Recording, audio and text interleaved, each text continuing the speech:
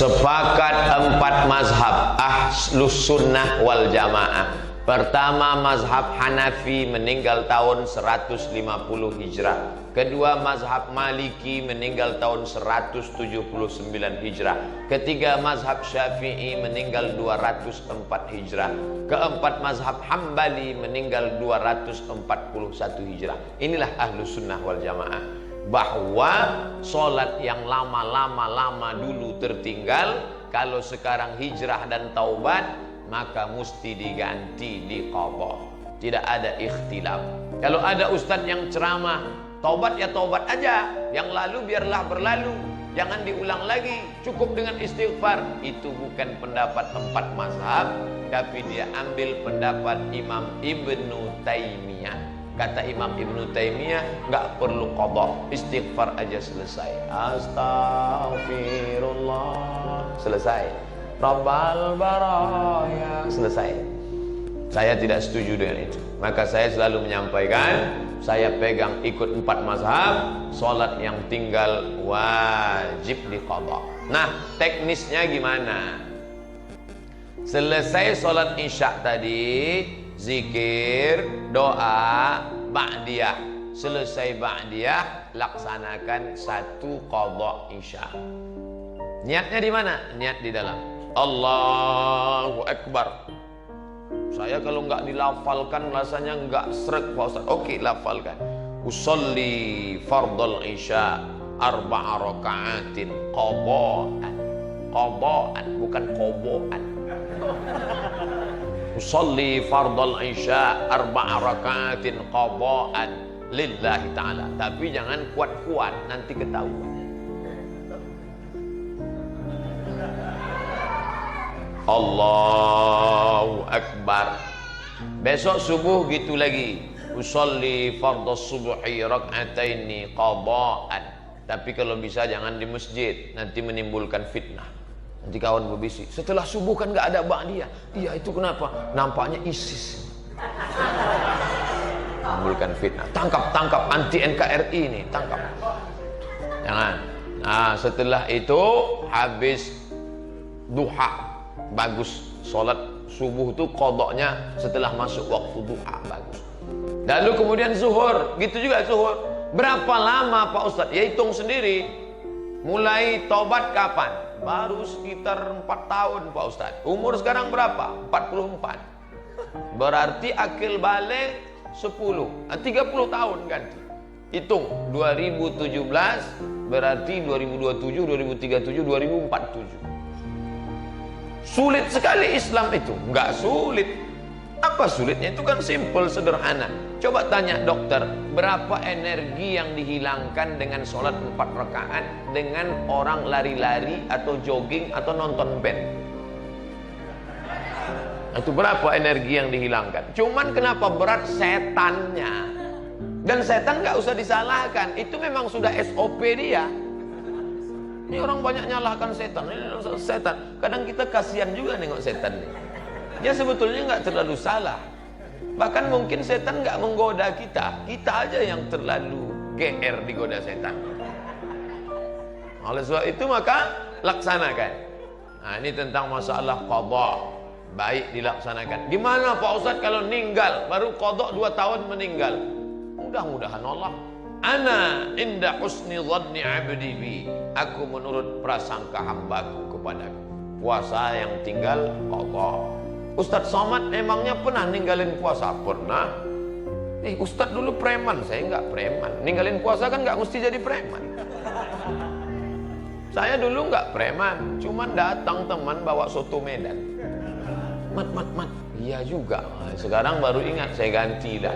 Ganti. Sholat pun begitu juga diganti.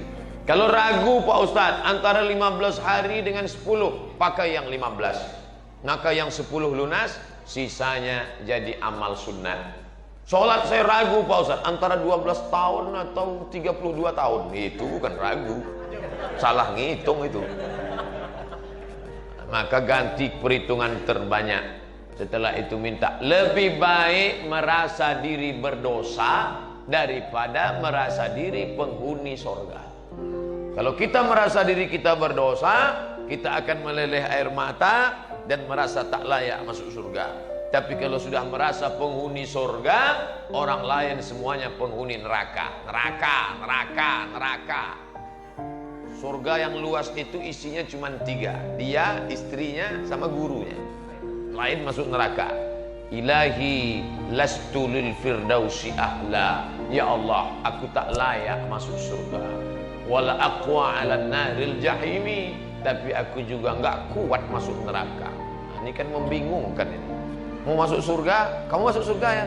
Maaf ya Allah, enggak layak masuk. Kalau gitu masuk neraka, panas ya Allah. Jadi nanti maunya di mana? Ya surgalah, tapi ayo masuk. Malu-malu.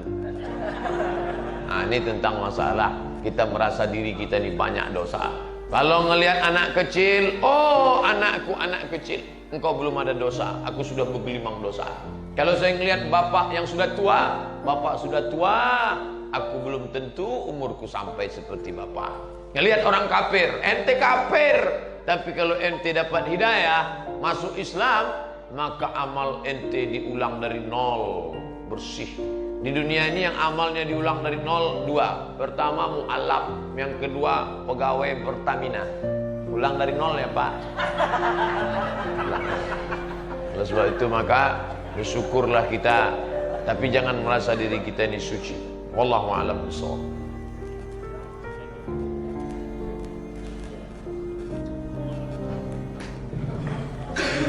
Assalamualaikum warahmatullahi wabarakatuh. Waalaikumsalam.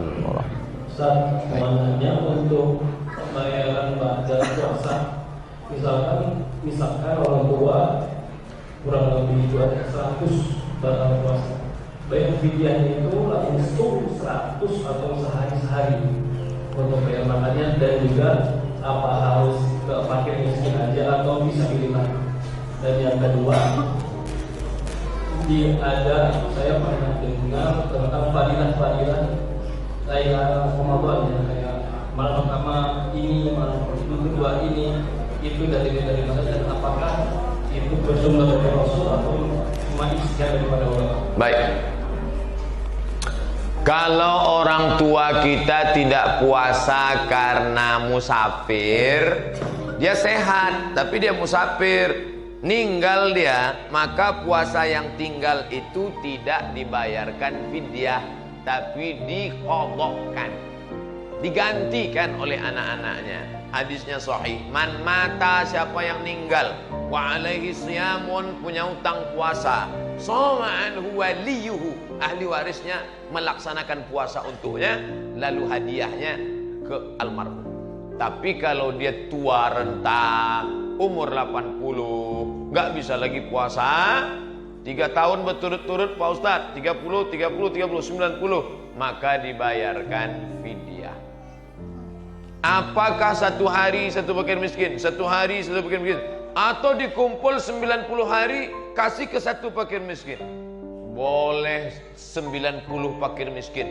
Kamu dapat hari pertama, hari kedua, hari ketiga 90, atau menjadi 30, kamu 10, 30, atau menjadi 1 orang. Intinya makin banyak yang dibantu makin bagus. Andai ustadz yang mengalami seperti bagaimana? Saya cari yang dekat-dekat rumah, yang susah, lalu bayarkan fidyah kepada mereka. Apakah hanya fakir miskin saja atau boleh fisabilillah? Tengok bunyi ayatnya. Wa 'alal ladzina yutiqunahu, bagi yang tidak sanggup puasa, fidyatun ta'amu miskin, kasih makan orang miskin, nggak boleh dialihkan ke yang lain. Allah sudah khususkan itu. Miskin itu siapa? Apa bedanya dengan fakir? Tidak ada income sama sekali. Fakir ada pemasukan tapi tidak mencukupi kebutuhan. Miskin itu beda fakir dengan miskin. Pertanyaan kedua, siapa yang beribadah malam pertama pahalanya ini, siapa yang beribadah malam kedua pahalanya ini, siapa yang beribadah malam ketiga pahalanya ini, sampai 30 malam. Itu hadis atau bukan hadis? Bukan hadis. Itu ijtihad ulama untuk memberi motivasi. Salah atau enggak salah? Enggak salah, bagus. Kalau mau dibuat clipping tempel di dinding musola, baik. Tapi yang tidak baik itu menyebut qala Rasulullah sallallahu alaihi wasallam. Itu masalah, karena sudah menisbatkan yang bukan hadis kepada Nabi, maka ancamannya berat. Man kadzaba alayya muta'ammidan, siapa yang menisbatkan kata-kata kepadaku padahal bukan ucapanku, falyatabawa maq'adahu minan nar, siapkanlah tempat duduk dari api neraka. Maka kalau mau tulis itu, ini adalah ungkapan ulama, kata-kata hikmah. Kalau kamu beramal ini baik, tidak salah. Nah, ini mesti hati-hati. Kalau dia hadis riwayat imam siapa? Imam Bukhari dalam Sahih Bukhari, Imam Muslim dalam kitab Sahih Muslim, Imam Tirmizi dalam kitab Sunan Tirmizi, Imam Abi Dawud dalam Sunan Abi Dawud, Imam Nasai dalam kitab Sunan Nasai, Imam Ibn Majah dalam kitab Sunan Ibn Majah, Imam Ahmad bin Ambal dalam kitab Musnad, Imam Malik dalam kitab Muwatta, Imam Darimi dalam kitab Sunan Darimi. Inilah 9 kitab induk Ahlus Sunnah wal Jamaah, di samping kitab-kitab hadis yang lain. Adapun yang bukan hadis, maka jangan kita katakan hadis. Al-bazinjan syifaun min kulli da. Terong, obat dari segala macam penyakit. Bukan hadis. Itu contoh hadis palsu. Yang buat itu siapa? Tukang terong. Biar laku terong. Wallahu a'lam.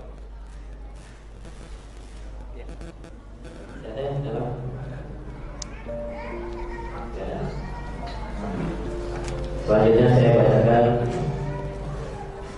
dari atas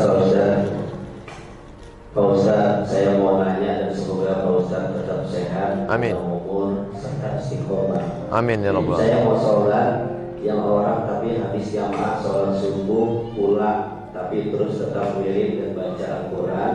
Pas waktu suruh menunaikan sholat subuh, apakah boleh Pak Ustaz? Terima kasih. Man sholat subha fi jama'atin, siapa yang sholat subuh berjamaah di masjid. Di musola Pak Ustadz, masjid sama musola sama. Kalau ada sholat berjamaah subuh, zuhur, asar, maghrib, isya, namanya masjid. Kalau ada sholat Jumatnya namanya masjid jami'. Apa itu?